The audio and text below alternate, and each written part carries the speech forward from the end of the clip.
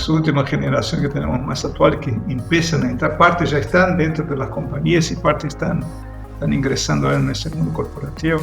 Son generaciones que vienen mucho con una concientización cuanto al tema de propósito muy claro. Y propósito en el sentido de decir, son compañías que tienen que ir mucho más allá de que generar ganancias, ¿no? Tienen que pensar cuál es su impacto social, cuál es su impacto ambiental, tener propósitos para conectar con este grupo de personas. Dice, pucha, pero esos señores no estaban diciendo que son sostenibles y mira lo que pasa acá. Muchas veces el discurso está en una velocidad y la acción está en la otra, y ahí viene el equilibrio del corto con el mediano plazo, que no es una cosa sencilla. Ahora, lo que está claro, sí, es que si uno no cambia, no asume de forma efectiva eso, va a tener mucha dificultad de sobrevivir en el mercado. Que seamos más cooperativos, y ahí cada uno puede dar su poquito, y con eso hacemos una gran transformación. Y tenemos cada vez más optimismo en un futuro más próspero y poderoso, vamos a decir así, para las futuras generaciones, nuestros hijos, nietos, bisnietos y lo que venga por delante. Future Hacker. Life. Path. Future.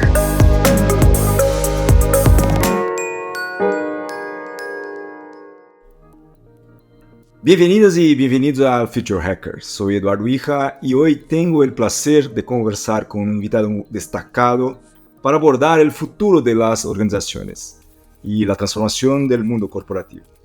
Nos acompaña entonces Erasmo Toledo, un líder con más de 30 años de experiencia en cosméticos y ventas directas en Latinoamérica y una sólida trayectoria internacional. A lo largo de su carrera, Erasmo ha desempeñado roles de liderazgo clave en la expansión y digitalización de empresas, incluyendo su trabajo como vicepresidente de negocios en Brasil y vicepresidente para Latam en Natura. Fue responsable de integrar operaciones en países como Argentina, México, Colombia y Perú, liderando también la integración de Avon en América Latina con la plataforma de Natura. Hoy exploraremos con él tendencias y desafíos que definirán el futuro de las empresas y cómo los líderes pueden inspirar un propósito real y duradero. Si quieres conocer su visión y reflexiones sobre el liderazgo, quédate con nosotros. Y antes de comenzar, te invitamos a suscribirte a nuestro canal y a compartir este episodio para que más personas puedan sumarse a la conversación sobre el futuro corporativo. Entonces, bueno, vamos a ello. Hola Erasmo, ¿qué tal? ¿Cómo estás? Hola Edu, un placer por estar acá con ustedes y poder compartir un poco de estos temas que estás sugiriendo. Para mí siempre es muy placentero poder compartir ideas, reflexiones, y aún más cuando puedo practicar un poco mi español, que hace algunos meses que no estoy hablando, pero me encanta. Bueno, muchos años estuve viviendo en países de lengua hispánica y eso me encanta, me gusta. Muy bien, bueno, está perfecto. Bueno, entonces muchas gracias por estar aquí con nosotros y bueno, para empezar un poco calentando ahí los motores, háblanos un poco de su carrera como líder, ¿no? ¿Cuáles fueron los momentos que ves, ¿no? Más transformadores que moldearon su visión sobre el papel de las organizaciones en el mundo? Bueno, Edu, yo siempre digo a las personas con quien comparto un poco de mi historia profesional, tuve la gran suerte de ingresar en una compañía cuando era chica, ¿no? Estoy hablando acá de Natura. En Natura estuve ahí más de 34 años y empecé cuando era una empresa muy chiquita acá en Brasil, ¿no? Natura hoy tiene 55, si no estoy equivocado. Cuando entré estaba recién haciendo 20 años, y era una empresa básicamente brasileña que actuaba en Brasil y que era manejada por los dueños directamente. Entonces tuve mucho de ese primer contacto con los dueños de la empresa, que ayudó mucho a construir o entender la visión del emprendedor, ¿no? Y traer eso mucho en la gestión del día a día. Entonces eso fue para mí una de las cosas básicas que marcaron mucho mi carrera. Y después Natura tiene una historia de éxito, ¿no? Éxito tanto de crecimiento en Brasil cuanto en Latinoamérica, y hoy ya es una empresa multinacional. Pero yo pude estar en todo ese crecimiento, incluso en mercados latinoamericanos, viviendo en Chile, en Perú, en Argentina, por muchos años, implementando la marca y llevando mucho de eso que yo desarrollé y aprendí, de la visión del emprendedor, a los países nuevos, porque de ahí partíamos prácticamente de cero cuando la compañía era muy chica o muy poco conocida. Entonces, creo que ese para mí fue un gran regalo que tuve en mi trayectoria acá en Natura. Pero también aprendí algo que es algo muy, muy fuerte de esta cultura, que es el poder de las relaciones, ¿no? Siempre cuando veo que conseguimos poner un grupo de personas conectadas con el propósito, la fuerza de transformación es impresionante. Y así que fue, en mi opinión, la gran expansión de los negocios de Natura en Latinoamérica, muy conectado con su propósito, ¿no? Con la razón de ser. O sea, el bienestar bien que Natura habla tanto es el propósito de esta empresa, y eso genera y hace con que las personas tengan una mirada hacia una misma dirección y conectada con esa causa justa, vamos a decir así, ¿no? Y Erasmo, ya que hablaste, ¿no?, del propósito, que yo creo que, como hemos comentado antes, ¿no?, es algo muy profundo. Incluso para tener más detalle de eso, ¿qué exactamente sería el propósito, ¿no?, o sea, de una empresa?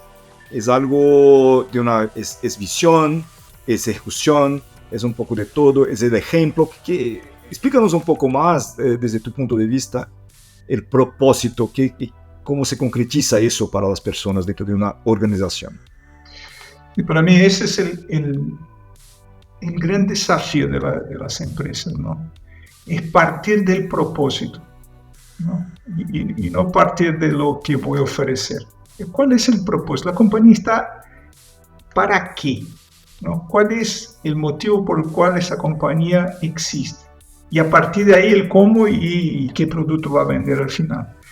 Incluso hay un autor que a mí me encanta mucho, que habla sobre eso, que es Simon Sinek. Él tiene un libro que siempre indico a las personas, ya no es nuevo, pero muy actual el tema, de descubrir el por qué, ¿no? El nombre del libro es ¿cuál es el porqué? El porqué de la existencia de una compañía. Entonces, las compañías que tienen propósitos muy claros tienen un éxito tremendo. Voy a dar el ejemplo típico que todos dan, pero para mí es muy fuerte.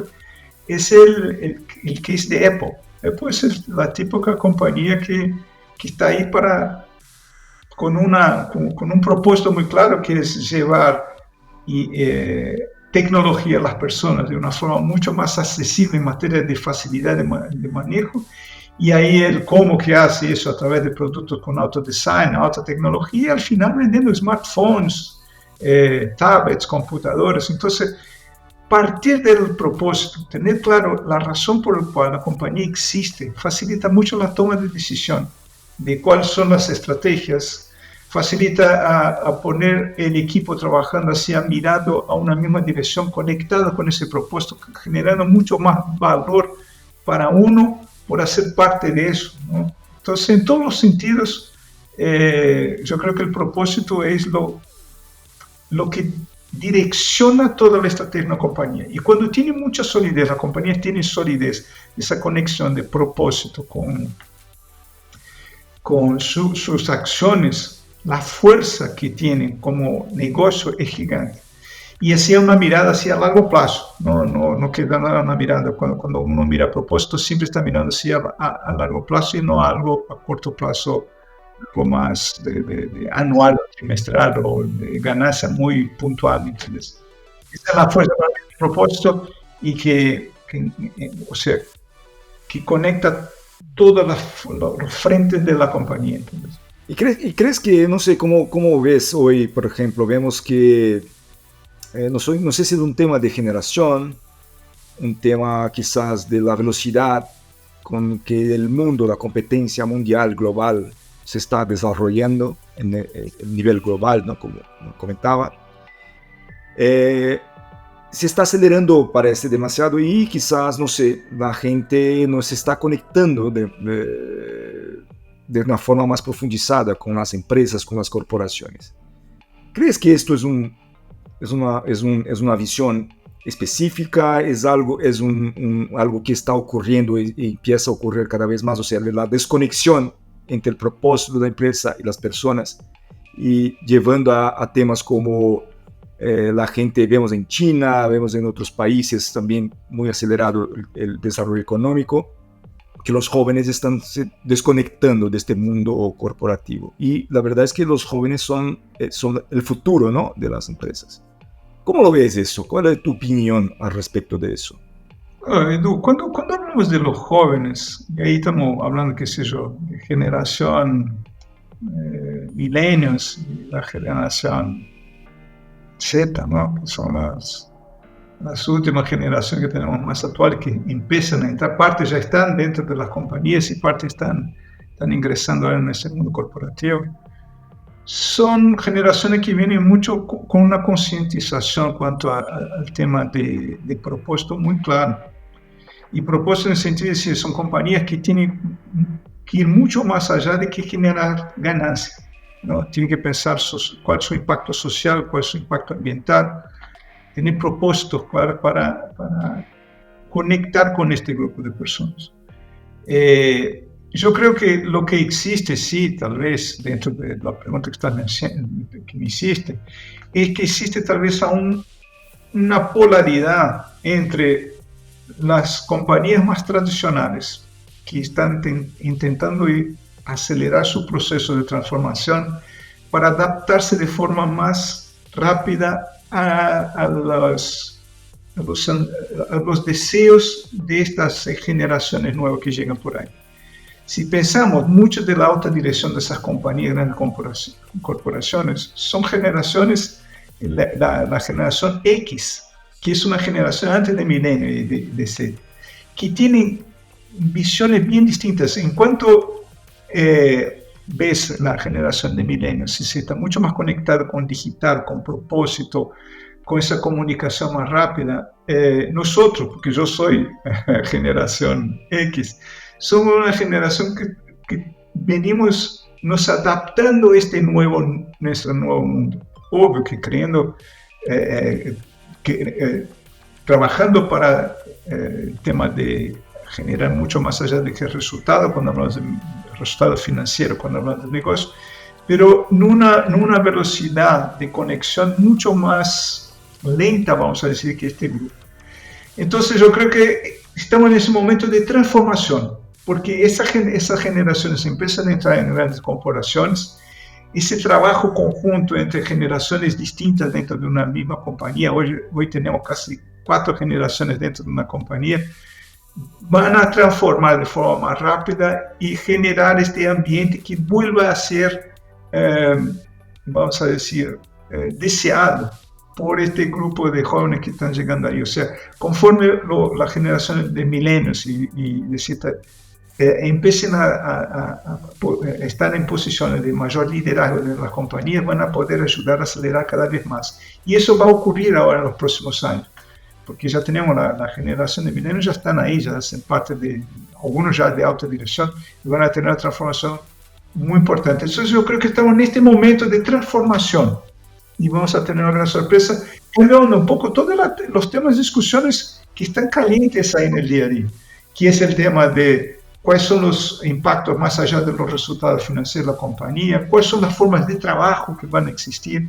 ¿no? ¿Es flexible? ¿No es? ¿Es híbrida? ¿No es?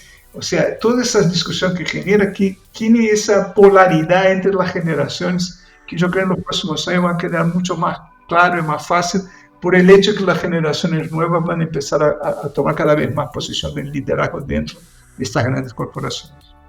Sí, comentabas, ¿no?, el tema de cómo esta mezcla de generaciones y crea ahí, ¿no?, un conjunto de quizás visiones distintas de cómo va los valores, mundo y todo.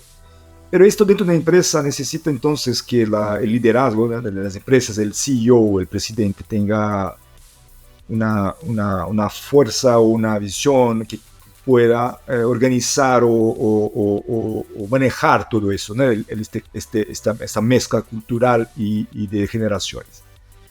Desde tu punto de vista, en este caso, con tu experiencia en varios países, en una empresa que ha empezado, como dijiste, ¿no?, chiquita y luego es una multinacional reconocida en todo el mundo, ¿cuáles son las características hoy, al día de hoy, con este entorno de un CEO para que esta persona realmente inspire, el CEO o la CEO, ¿no?, que realmente inspire y fortalezca a la organización?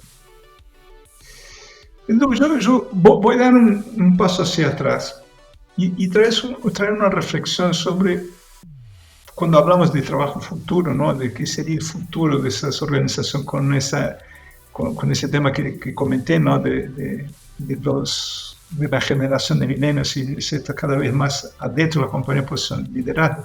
La primera cosa que yo creo que va a pasar es una nueva forma de las organizaciones se organizaran. ¿Por qué? Porque hoy aún tenemos una mentalidad bastante jerarquizada, ¿no? En Latinoamérica, en el mundo de forma general, pero en Latinoamérica es muy claro eso. O sea, esa forma de pirámide muy bien estructurada en las compañías, aún para mí es un desafío de cambiarnos eso.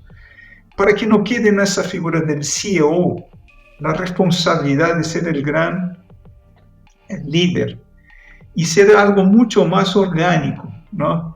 Porque ¿dónde está el futuro para nosotros? El futuro está en todas las discusiones que se hacen alrededor del mundo, en la cooperación.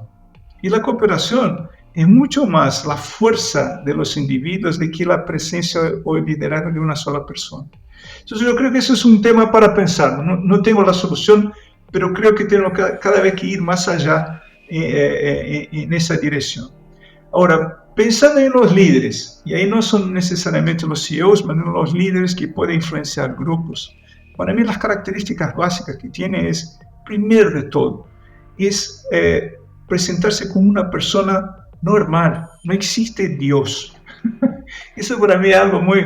Las personas les gustan admirar y conectarse con personas que son personas y no superhéroes, ¿entendés? Yo creo que esa es la primera cosa, o sea, mostrarse vulnerable en el sentido de decir, mira, yo tengo un montón de calidades y un montón de cosas, pero tengo cosas que no sé y necesito estar participando con un grupo para que nosotros juntos podamos transformar. Entonces, generar ese ambiente de cooperación, generar esa posición más vulnerable en el sentido de generar conexión con las personas. Ambientes que generen seguridad. ¿Seguridad en qué sentido? No es ser paternalista, pero que es apoyar a las personas en su desarrollo, dar espacio para que las personas puedan poner sus ideas, discutirlas, ¿no? Aprender con los errores, ¿no? Eso es fundamental para mí en un líder, pero siempre con esa mirada de empática, ¿no?, de estar con el otro, de ponerse vulnerable para generar la conexión y de traer el grupo junto. O sea, el poder que tenemos de transformación, y yo viví eso en experiencia propia, fue siempre la vez que el grupo estuvo conectado, sintiéndose seguro en un ambiente donde podían poner sus opiniones, sus posiciones y tomar riesgos, ¿no? Sabiendo que la búsqueda de un resultado mejor, con un propósito más allá de que un resultado de corto plazo, poder exponerse un poco más. Y eso para mí es fundamental. Eso es la función principal de un líder para mí, en cualquier lugar, en una compañía como CEO, en los grupos que tienen, es generar ese ambiente de cooperación. Y con eso va todas esas características que te puse. Hay un desafío, me parece, ¿no? Porque tenemos aquí una presión del mercado, de los accionistas, ¿no? Los resultados, la necesidad de resultados para sobrevivir, la empresa sobreviva a corto, medio plazo, a largo plazo también, ¿no?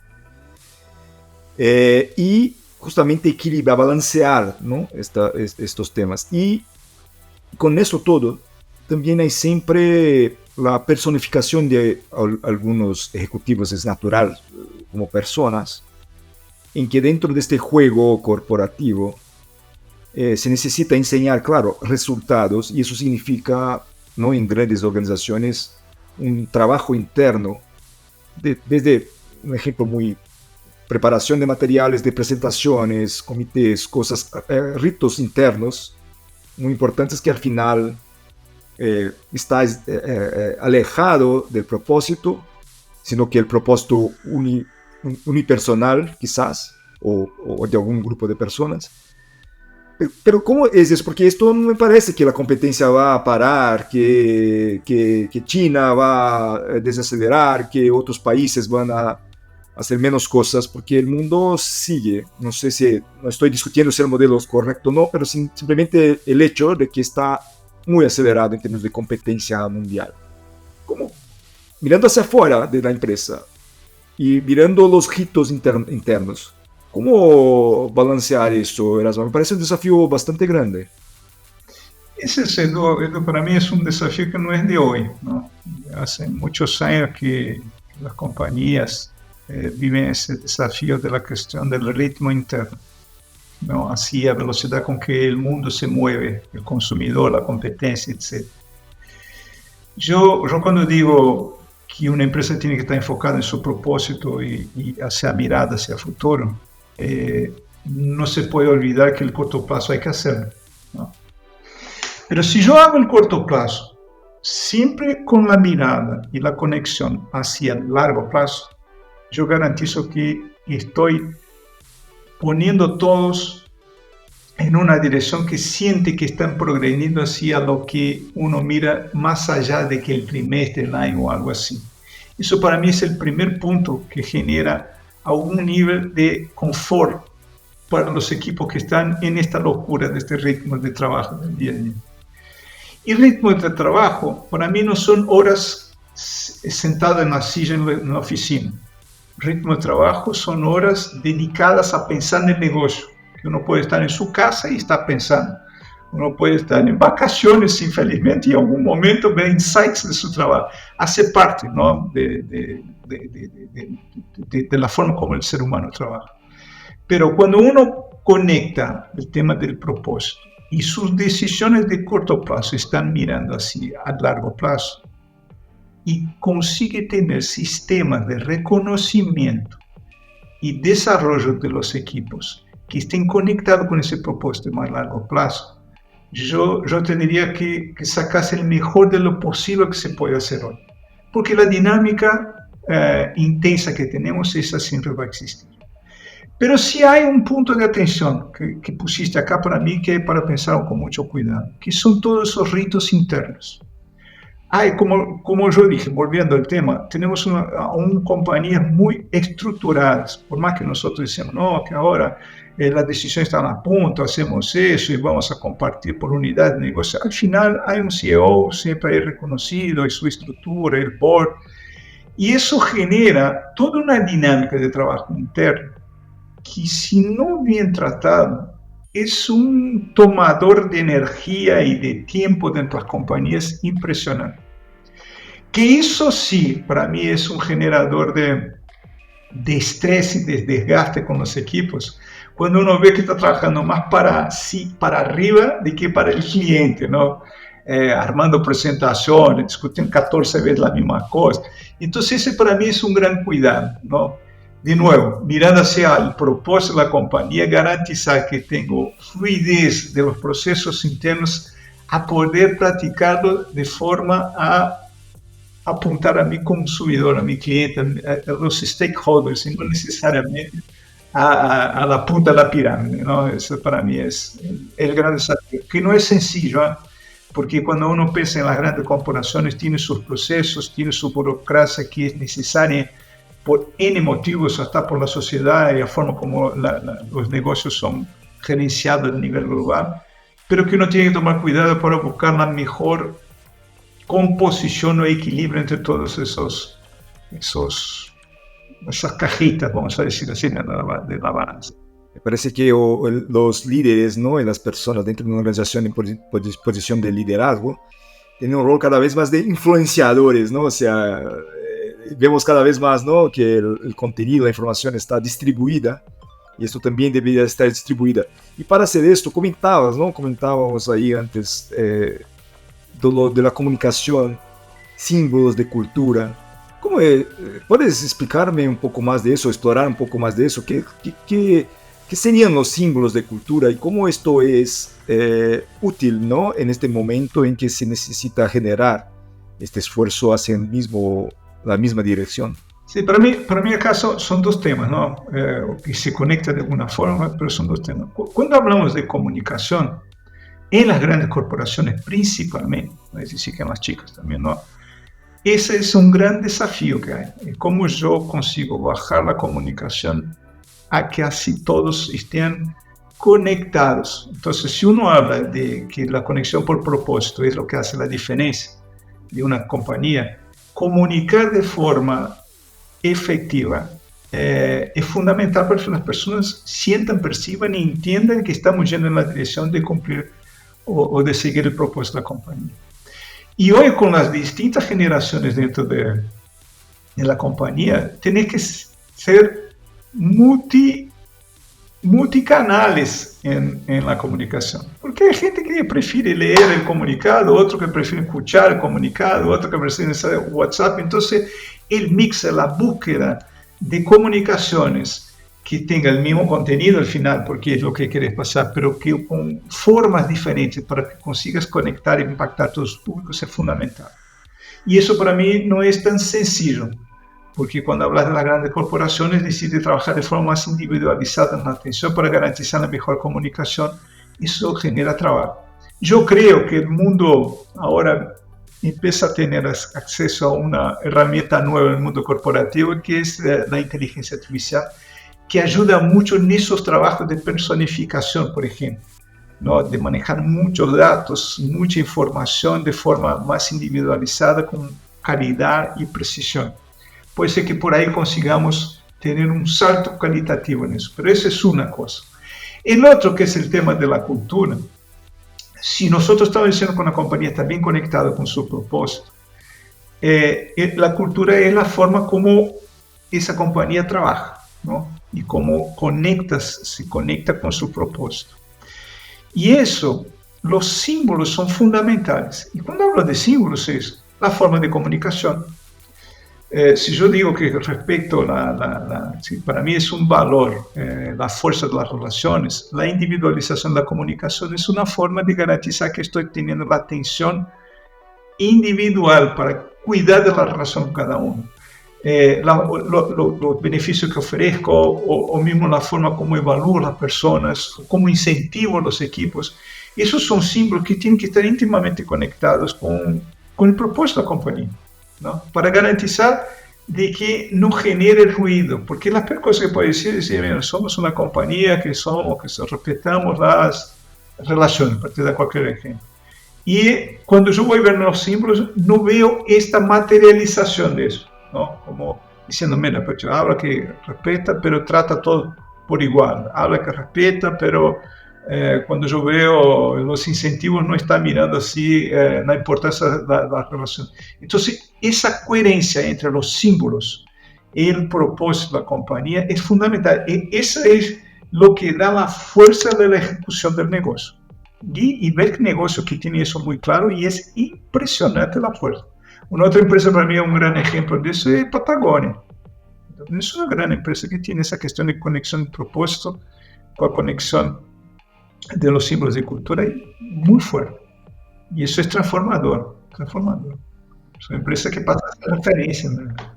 Sí, aprovechando ahí este punto, ¿no? ¿Tienes algún ejemplo que has visto, positivo o negativo, no sé, de este uso de los símbolos, una forma, alguna experiencia que has tenido ya? Oye, un montón, Edu.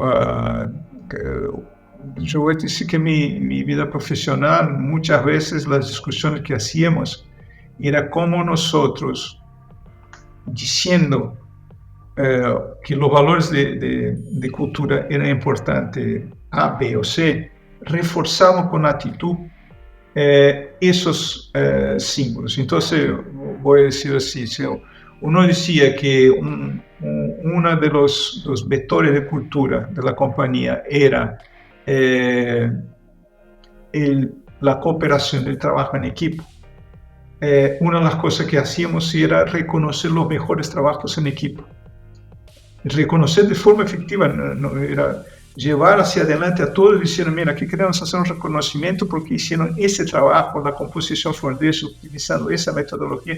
O sea, crear referencias, destacar, reconocer los valores a cual uno dice, bueno, eso acá está alineado con la cultura.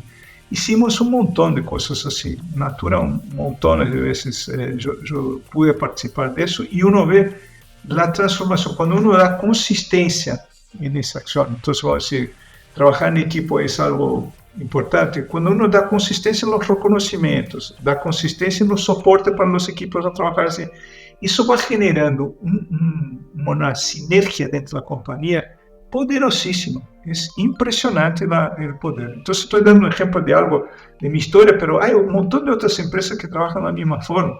El hecho de trabajar, algunos casos, no tengo exactamente el nombre de la compañía, ni voy a tomar riesgo de edad, pero hay muchos artículos que llegué a leer o amigos que charlé de algunas compañías que tienen dentro de su cultura el tomar riesgos y reconocer cuando tomar riesgo el error como un poder de aprendizaje, haciendo, o sea, trayendo el problema de vuelta cuando se generó el error, pero no por el lado negativo, por el lado positivo, de aprender con aquel, traer más personas para discutir y a partir de ahí hacer un nuevo intento. Eso es poderosísimo. Y si está dentro de la cultura, es la forma de hacer. Si hace con consistencia, eso entra dentro de la estructura, por mayor que sea la compañía, y genera un poder de tracción gigante, porque es la conexión. O sea, la cultura es la conexión con el propósito. Sí, el propósito de la compañía, obviamente. Sí, eso es algo muy poderoso, ¿no? Me parece. Y porque también, ¿no? Al mismo tiempo, si hay una disonancia, ¿no? Entre lo que se habla y lo que se hace, el resultado es potencialmente tan grande como que la gente no se cree más en lo que está haciendo, ¿no? Incluso, no sé si podemos hablar, bueno, cómo podemos hablar de eso, pero quería oír tu opinión. Los objetivos personales con los valores del mundo de hoy. ¿No? Es muy general esto, ¿no? Pero, y las demandas de las empresas.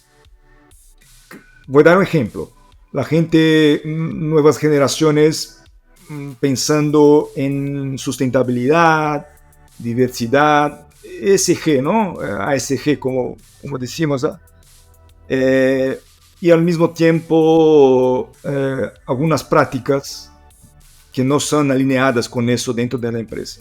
¿Crees que es algo que se puede balancear o es conflictuoso y esto está generando lo que vemos ahí, todo esta disasociación, ¿no? De los objetivos personales de las personas, de los empleados, de los colaboradores con las empresas? Sí, Edu, que yo podría decir es, no existe empresa perfecta cuando uno habla de los temas de ESG, ¿no? Esa es una demanda que viene creciendo. Hay una necesidad fundamental para el futuro, no solo del mundo corporativo, para nosotros como un todo, ¿no? Solo mirar un poco las discusiones globales que existen sobre el impacto ambiental, las medidas que tienen que ser tomadas y la lentitud con que estamos actuando todos. Es impresionante.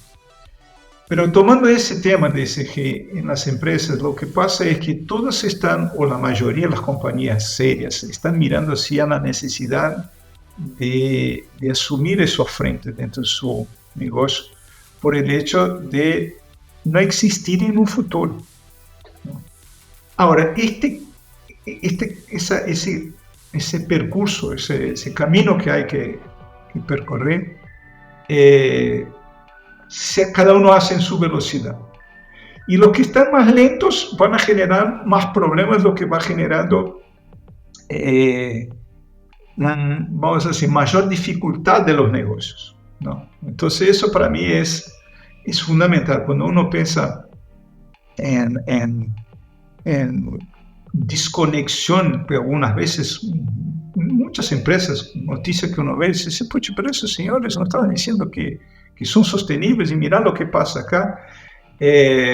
Muchas veces el discurso está en una velocidad y la acción está en la otra, y ahí viene el equilibrio del corto con el mediano plazo, que no es una cosa sencilla. Ahora, lo que está claro, sí, es que si uno no cambia y no asume de forma efectiva eso, va a tener mucha dificultad de sobrevivir en el mercado. Y eso es parte intrínseca de los negocios, esa flexibilidad, adaptabilidad a las necesidades que van surgiendo en el día a día es fundamental, no hay forma. Entonces yo creo que van a haber migraciones de un lado al otro entre empresas que surgen, otras que van a desaparecer, pero el resultado final es estar más conectados, el discurso con la práctica, cada vez más conectados, entendiendo siempre que una compañía es un organismo vivo, ¿no? O sea, las demandas van cambiando, las necesidades van cambiando, y la capacidad de adaptación y flexibilidad es fundamental, además de la resiliencia, porque uno falla, aprende, hace de nuevo. Entonces yo creo que ese es el gran desafío. Trayendo un punto que comentaste en el principio de tus preguntas, del tema del propósito, y cuando uno se desvía del propósito, tenemos casos muy claros de compañías que se desconectaron de su propósito y empezaron a ver mucho el espectro, vamos a decir así, o frentes de actuación, y no fueron bien. No, hay un montón de ejemplos. Acá no quiero poner nombres para no tomar riesgo, pero hay un montón de empresas que uno dice, uy, eso de acá tomó la decisión de ir por allá o por acá y se perdió y tuvo que volver a su propósito para garantizar el éxito, la retomada de la energía. Y eso todo viene con todo lo que hablamos. O sea, imagínate la dificultad que es tener un grupo todo de personas que están conectadas con un propósito y que estás trabajando la comunicación, la cultura para te apoyar a que eso salga cada vez mejor. Cuando empezás a salir o tomar decisiones que no están alineadas con eso, sin duda ninguna va a generar ruido, va a generar pérdida de energía, y los resultados son impactados. Y hay de alguna forma, y el resultado no estoy diciendo son financieros, ¿no? Reputacional, social, ambiental, de lo que quieren. Y eso hace con que, de nuevo, es un juego al final, ¿no? Y es un juego, y ahí de nuevo utilizando un poco ahí de las teorías de Simon Sinek, es un que se llama de juego infinito. El juego infinito es exactamente, es un juego que no tiene inicio y final y reglas claras. Es un juego que uno tiene que ir aprendiendo a jugarlo cada vez mejor y adaptarse a las nuevas reglas que van saliendo y los desafíos que tienen, pero teniendo un propósito claro, teniendo un grupo de personas bien aliadas, abriendo espacio para errores de aprendizaje, siendo resiliente. Eso hace con que juegues mejor eso, ¿no? Sin la intención de ganar, pero sí la intención de jugar mejor a cada día que pasa. Esa es la idea. Entonces, cuando yo digo todo ese tema del propósito, conexión con la cultura y con las acciones, eso hay que vivirlo, pero tener muy claro hacia dónde uno va, sabiendo que va a errar en un momento, ajustarlo para el otro, pero la dirección tiene que estar siempre muy clara y siempre muy bien pensada. Erasmo, ¿tú eres optimista en relación a esta visión o más bien no tan positivo? ¿Cómo es tu visión para el futuro?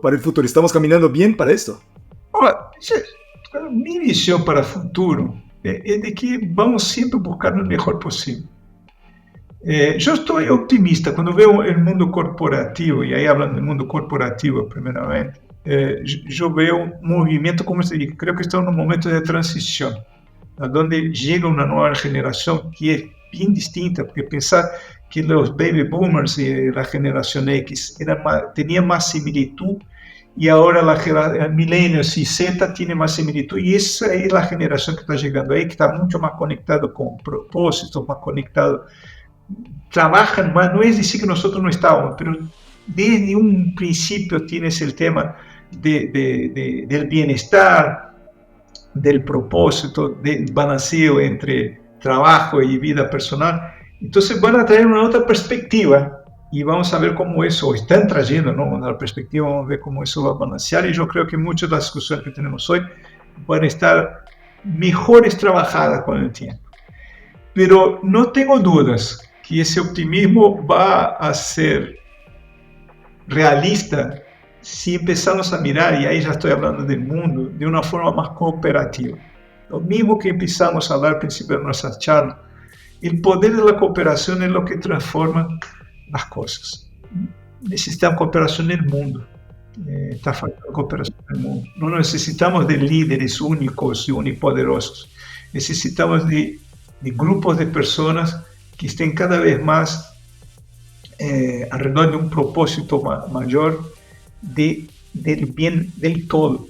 Y es solo cooperando que vamos a conseguir transformar el mundo corporativo, que yo creo que tenemos más posibilidades de ser exitosos en un espacio más corto, pero el mundo de forma general. Si no trabajamos de forma cooperativa, no vamos a transformar este mundo, y ahí sí tenemos un gran problema por delante. Entonces el optimismo existe sin perder de perspectiva las dificultades que existen y el momento que estamos viviendo, que es un momento de transición importantísimo. Pero yo creo que esa generación que viene ahí y que van a asumir posiciones de liderazgo, viene con otro nivel de concientización y con una visión que puede ser muy transformadora, aprendiendo con la generación que está ahí, mucho, porque hay mucha historia, mucho aprendizaje de nuestra generación, pero trayendo una perspectiva nueva, así con esa mirada de la cooperación, del equilibrio de las cosas, de la búsqueda de ser más justos socialmente, de tener un cuidado ambiental mucho más responsable de lo que estamos haciendo hasta ahora. Yo suelo oír muchos comentarios, ¿no? Por ejemplo, de los millennials que están llegando al mercado, ya están en el mercado y posicionándose en posiciones importantes ejecutivas, de mucha crítica, la verdad, ¿no? Siempre, pero quizás me parece un sesgo, ¿no?, de generación también, ¿no? De la gente que ya está acá en liderazgo, viene de una forma un poco rara, los que vienen ahí, no sé, me parece, porque esto es, nuestra generación, mi generación no ha pasado por una pandemia ni tampoco por una guerra global, estoy hablando de mí, pero mi padre sí. Pero la futura generación ha vivido una pandemia justo durante un momento importante de sus vidas de estudiantes o de ingreso al trabajo. Entonces me parece que también hay un poco de visión, ¿no?, de sesgo mismo, por decir eso, de generación, ¿no? Porque claro, es algo novedoso, ¿no? Pero estoy contigo, yo veo de una forma, no sabemos qué será, pero algo bueno debe venir de esta conciencia más amplificada de todo el planeta, no solamente de la producción, de resultado, de ganancias, sino que también el planeta necesita una mirada más completa, no solamente desde un punto de vista del resultado, por ejemplo, ¿no? Es una cosa... Sí, y ahí tiene un punto, Edu, tomando eso que estás comentando, de esa mirada más crítica de esas generaciones más nuevas. Y ahí me trae un poco la reflexión de cuando uno va evolucionando en su madurez, en su carrera. Entonces yo me recuerdo cuando era más joven y tenía unas posiciones más junior dentro de la compañía, que tenía una mirada bien crítica a los líderes de la compañía, ¿no? Pero también descubrí eso después con tiempo, en el momento que yo senté la cadena de liderazgo, y decir, ahora entendí, no es tan fácil de solucionar los temas que llegan en tu escritorio, en tu computadora, en tu celular. Entonces, yo creo que la posición de esa generación más joven a ser crítica, porque siempre existen cosas a ser criticadas, es mucho también porque aún no llegaron a esas posiciones. pero eso es un proceso de amadurecimiento, ¿no? Es parte, ¿no? Es parte, ¿no? Es parte de. Entonces, cuando uno se sienta en la silla de lo que criticaba, no es tan fácil así. Pero va a traer otra perspectiva, ¿no? Entonces, yo creo que yo no tengo duda de que muchas de las acciones que yo tomé, o decisiones que tomé, o la forma como manejé los problemas que llegaban, o los desafíos que llegaban, para que yo de alguna forma actuase, me hizo trabajar mucho con esa memoria de lo que yo tenía de los líderes anteriores, utilizando una perspectiva nueva, porque yo tenía otra perspectiva, pero sí, hay que pensarlo cómo comunico para que intenten entender cada vez más el porqué de la decisión y a dónde estaba, correcto o no, pero tener planes. Y eso siempre fue una cosa que siempre intenté hacerlo de forma muy, muy amplia en las posiciones que ocupé de liderazgo, y de buscar ser siempre muy transparente y comunicar de forma muy clara el porqué de las decisiones. Porque una de las cosas que ayuda a que las personas compartan contigo una misma visión, estando o no 100% de acuerdo, es entendiendo el porqué de la decisión. ¿Por qué estamos yendo allá? Estamos yendo por eso. Y discutimos alguna cosa y ajustamos lo que hay que ajustar, la dirección es esa. El hecho de uno tener más claro la dirección y el porqué de la dirección, eso facilita un montón el entendimiento y baja el nivel de criticidad, vamos a decir, por desconocimiento, que muchas veces, y las redes sociales son fantásticas para eso, uno sin ninguna profundidad recibe un mensaje, sale criticando. Pero entendiste efectivamente lo que está por detrás de eso. Es un poco ese desafío que tenemos. Y eso ayuda con todo lo que estamos diciendo, a conectar con el propósito, trabajar en equipo, poner los equipos mirando así en la misma dirección.